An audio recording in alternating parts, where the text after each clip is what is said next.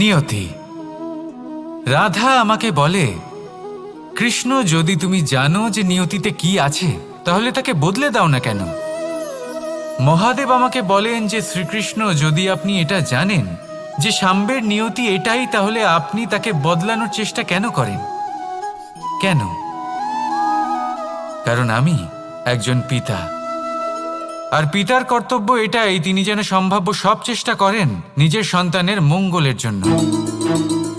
নিয়তি আমি জানি, কিন্তু এটাও আমি জানি যে কর্মের থেকে বড় আর কোনো নিয়তি হতে পারে না। অভিজ্ঞতাও রয়েছে যে কর্মের হাতে নিয়তির এই চক্র বদলে যেতে পারে।